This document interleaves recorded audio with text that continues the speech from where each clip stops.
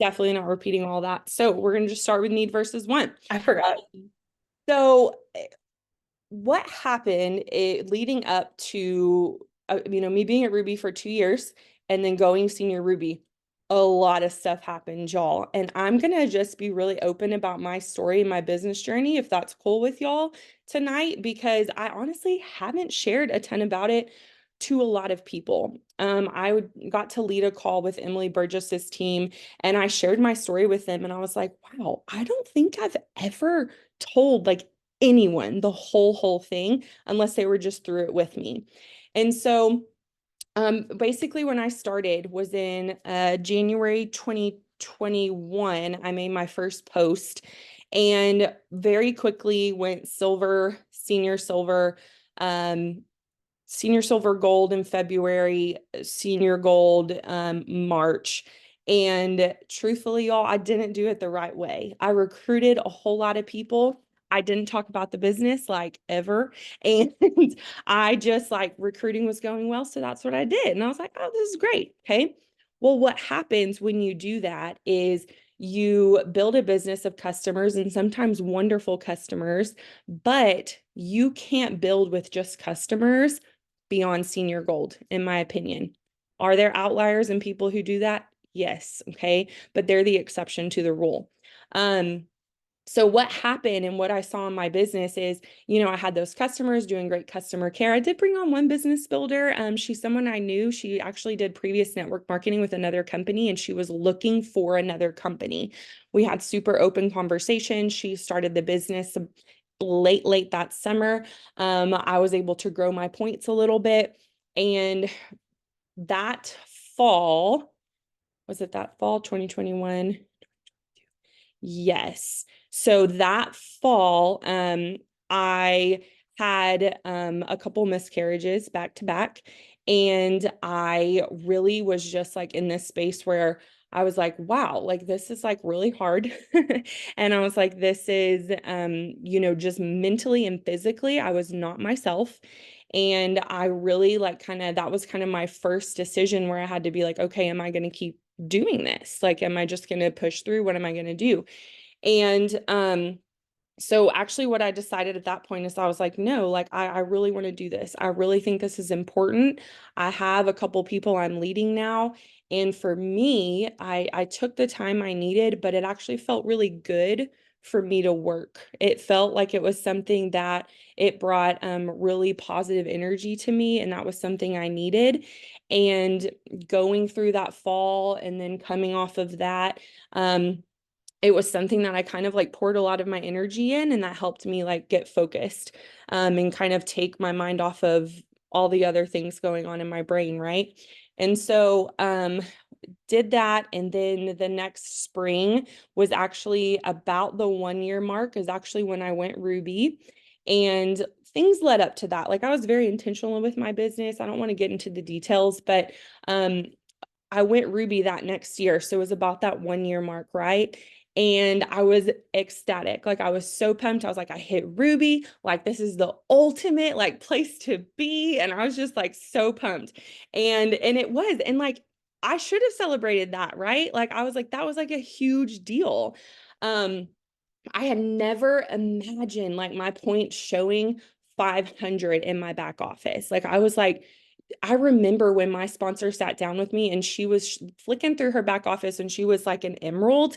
And I said, whoa, whoa, whoa, whoa, whoa, whoa, go back. And she's like looking back through her customers and she was like, what? And I was like, well, go to the top. What are you skipping? And she was like, oh, those are all the people without subscriptions on. And I said, you have that many people without subscriptions on? And she was like, I know, right? And I was like, no, like you have that many people in your virtual office. Like it was mind blowing to me. I was like, I hope one day I have that many subscriptions off. Like it was like truly one of those things where I like could not fathom having that many people in my virtual office, right?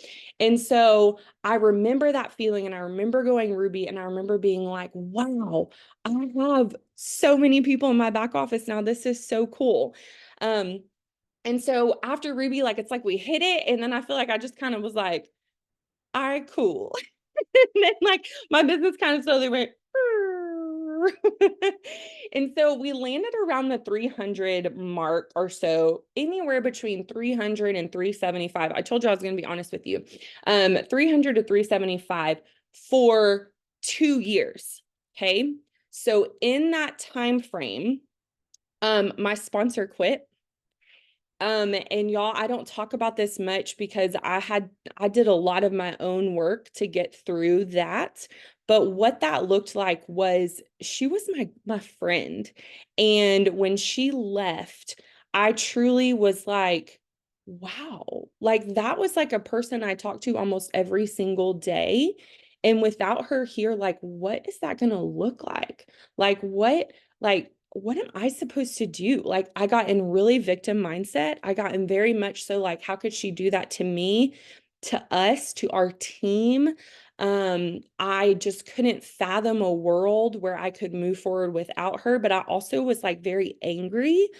Um, and it took a lot of work for me to decide. That was like my second decision where I had to be like, am I going to stay? Like, what am I doing? This is hard. Is this worth it? And so I was sitting there looking at my points and I was like, I've got like 300 points, like three. How am I even going to re-rank Ruby? Like literally, these are the thoughts going through my head. Okay. And I'm just sitting there and I'm like, I just like, I don't even know what I'm going to do. Well, I decided to just get back on the horse and I said, you know what? I don't know what this is going to look like. I don't know how long it's going to take me to go Ruby, but honestly, who cares? Like, who cares about 500? Who cares about 400? I'm going to go just like be me, go have fun, and I'm going to go try to find some fun people to do this business with. And y'all, I kid you not, almost said a different word, but it was in that space of me coming off of that, like I would say the lowest point in my business. I came off of that space ready to just be like, I'm going to go find the people, like my people, my fun people, and I'm just going to go make a new team. And guess who showed up in like January of that year? She's right below me on my screen. Okay. But that's when Maddie came into the picture. Okay. And y'all, the excitement and fun she brought, the energy that I was able to just like pour into her, I've been craving that. I've been craving being able to pour in my excitement for this business into someone else. And she came and that just lit like this whole new fire under me. Um, and it's not like we were like blowing up and like I was going emerald with this new business builder, but I felt like it. I felt like it because I had stopped looking at my points in my back office, like not in a bad way, not like avoiding my back office, but I based kind of where my business was more based on a feeling. Like you can ask, I mean, you can ask Jordan. I'm sure she remembers me saying this multiple months where I was like, oh man, we went back like 30 points, but I feel so good. Like I was like, I just feel really good. I feel like we're learning. I feel like we're growing. I feel like I'm doing things the right way now.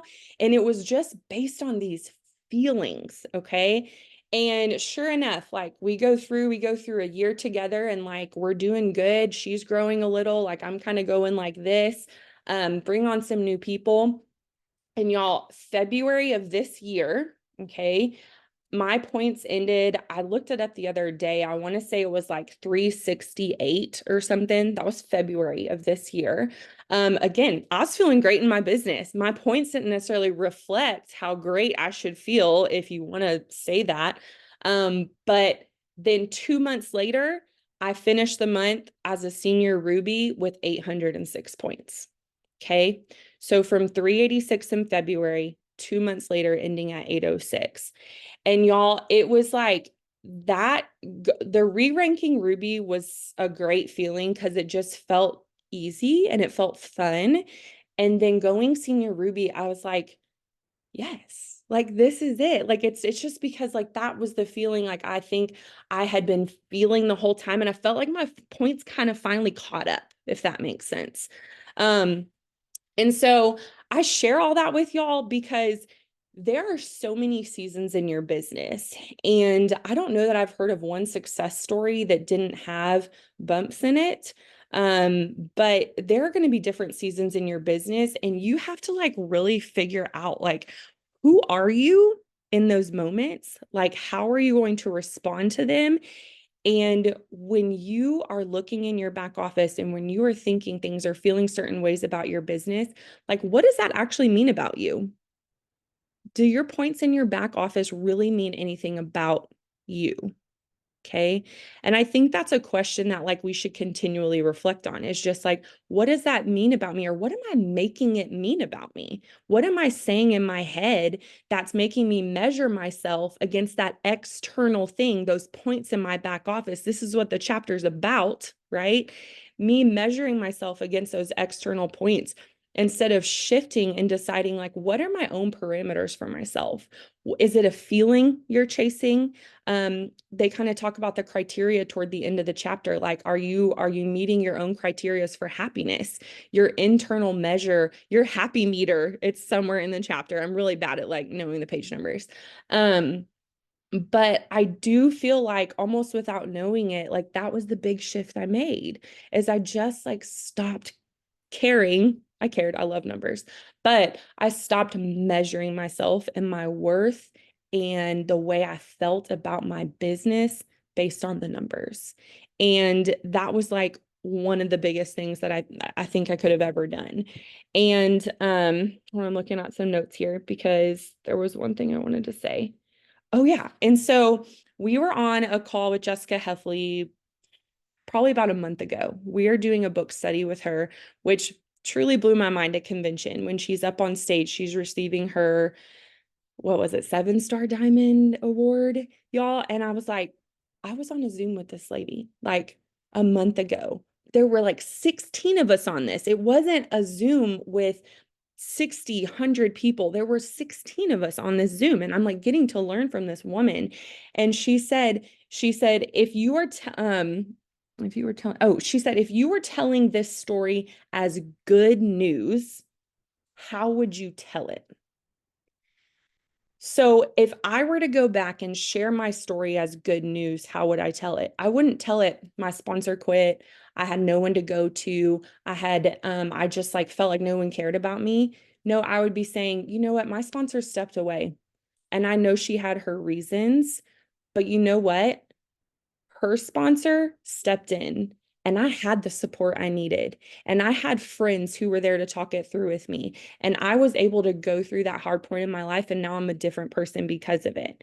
And when I went through those seasons where I didn't have business builders, no one would come to me. No one wants to business. No one wants to do this. Like, I can't lead people like that. Da da da da. No, I can say that was a learning point in time for me. That was a time where I was trying to grow my skills and I was just hungry for people to teach. Okay. And then they came. Right. And so I want y'all to practice that because it's something I've been doing since we had that call of rewiring my brain to be like, okay, if I had to tell this story as good news, what would it sound like instead of woe is me? All right. And so one thing, one of my favorite parts of this chapter is whenever he talks about, it's on page 35. He says, being self-determined means you've decided what success means to you, and you don't need anyone else's permission for what you want for yourself. You don't need to apologize for what you want. It means you're clear on your why you want what you want. It means you're no longer competing with anyone else. Being in the game leads to self-determination. And truthfully, like that's this feeling, it's this overwhelming feeling of peace in your business where you don't really care if your points go up or down. You're chasing that feeling of success that you've created for yourself. And he talks about that on page 46. He says, this was one of my favorite ones too. He says, there's a quiet confidence that comes from running your own race, from no longer measuring or comparing yourself to others. And that's what it is. It's this confidence you have that kind of doesn't make sense. Like I was always like, this doesn't make sense. Like I shouldn't be feeling this good. But like that was a place in my business where I was mature enough to realize that it wasn't just about the points. Okay. And so I just talked for way too long. Thank y'all for listening, but I truly want to open it up. I have notes all in my book, but y'all, we all read the same things. And I would love to know, like, where were your favorite takeaways? What were your things you underlined? What questions do you have? There was one section where I truly didn't even know what it was talking about. And I went back and tried to read it a couple of times, and I was like, this is like over my head and I'm too tired right now to dive into this, but maybe I'll go back and try and figure it out. I'll find it and tell you where it is. But somebody else just like, let us know, what were your thoughts on this chapter? I was thinking about kind of like the same thing that you were talking about, like we all hit lows. And if you haven't yet, you will. And that's completely normal and it's completely okay to hit that wall, to be frustrated, to be discouraged, but it's not okay to quit. It's not okay to stay there. And that's what I loved about this book, is because like when you get your focus on what you really want, it's easier to make that mindset shift faster. And I liked on page 38 when he quoted Zig Ziglar and he said, your input determines your outlook determines your output, and your output determines your future. And I thought that just like summed it up perfectly.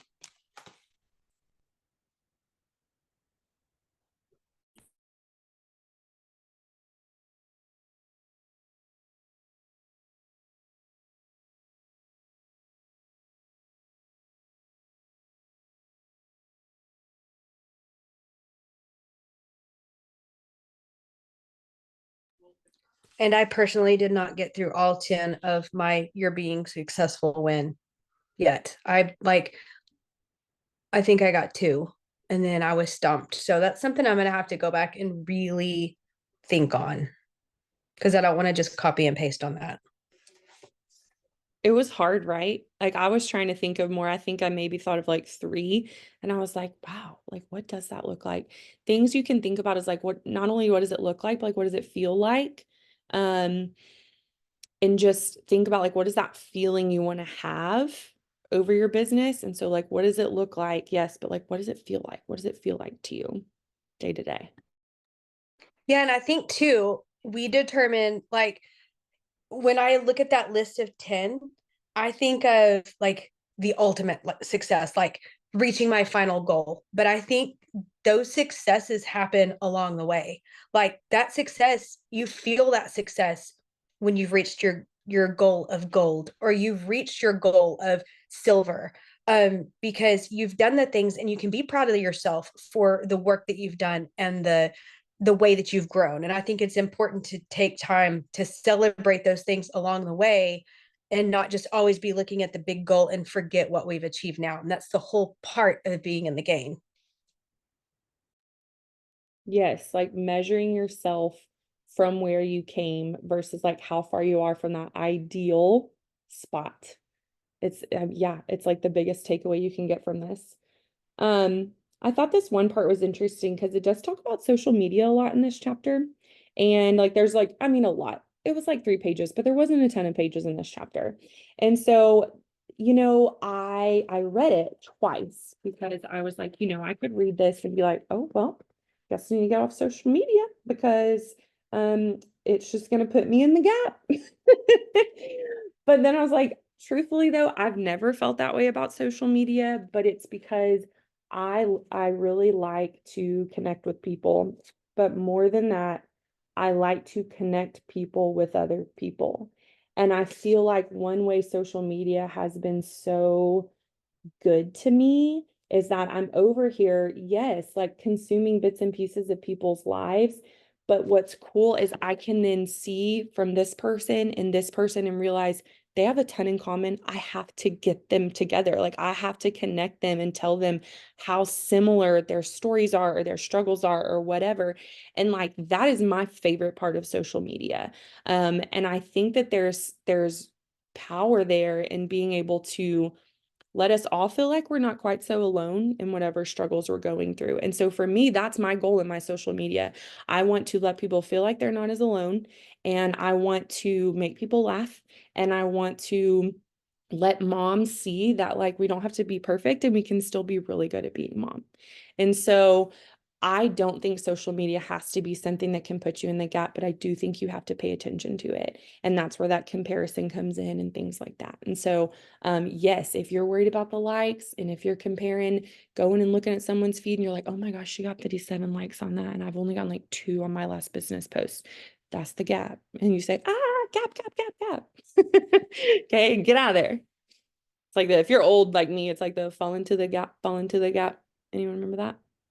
Gap commercials in like the 1998 maybe.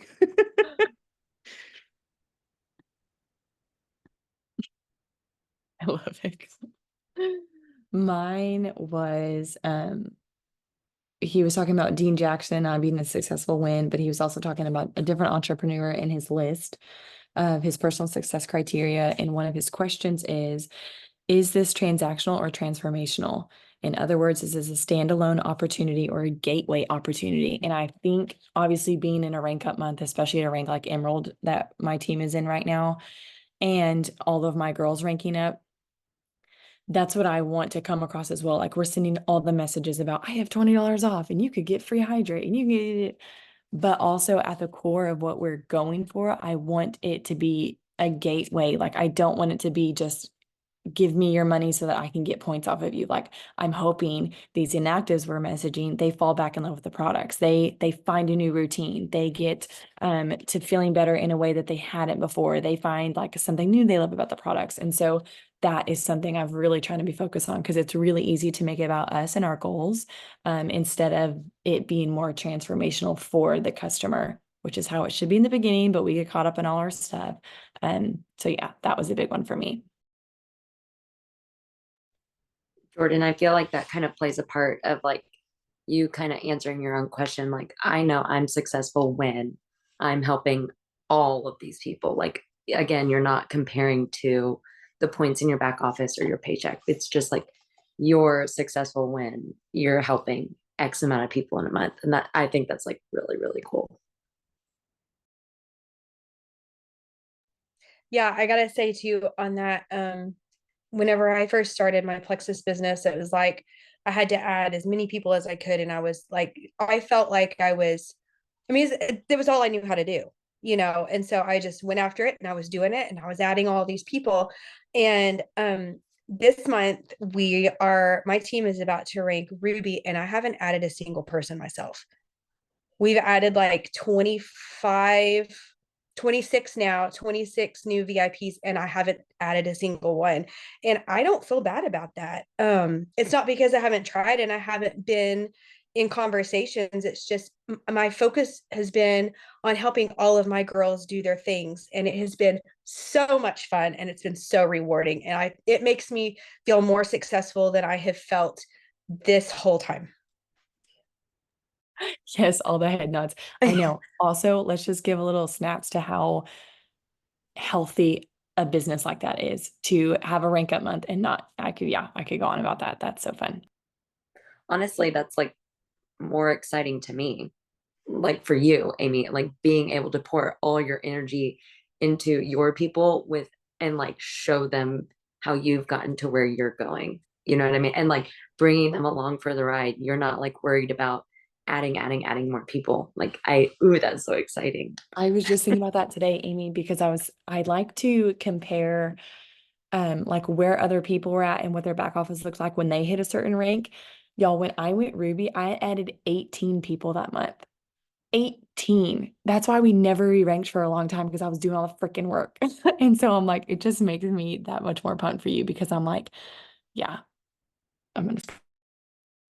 I'm laughing because I'm like, yeah, same. Like, Jordan, what were we doing? Why did we do that so bad the first time?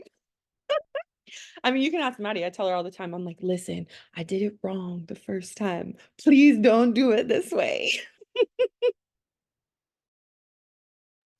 Yeah, I watched Rebecca Acuff when she went Ruby, and she went Ruby and then went senior Ruby like back to back. And that month that she went Ruby, she added like 21 people, 23 people, something. And the majority of them were like in the last 3 days. And 2 weeks later, she wound up in the hospital because she had wore herself out and stressed herself out so much. And like the whole time I was thinking, how are you going to keep up with all those people? You know, and so I decided right then that I didn't care how long it took. I was just going to let it happen easily, and I wasn't going to kill myself getting there. And it has been so fun. And that- We have 1 minute for anyone else who wants to share, or Britt, if you want to wrap up. I know. I was going to talk about convention stuff, y'all, like super duper fast. I'm going to be honest, we're a little fuzzy on the rules with the when the retention credits start. But the good news is, y'all, you adding people right now is not going to do anything to hurt your business for the next couple of months and for the cruise. But y'all zoom out real quick, look at all the things we have going for us between going toward the cruise, then going toward holiday things, then going toward people are going to get on the cruise, they're going to be so excited, and then they're going to come to convention. So y'all think about that timeline and think about where you see your vision for your business next convention, and get those people on board now and get their butts on the ship. Okay. Because that's going to be huge for their vision. All right. I don't know. Homework, go get Jordan Emerald. Done. Bye.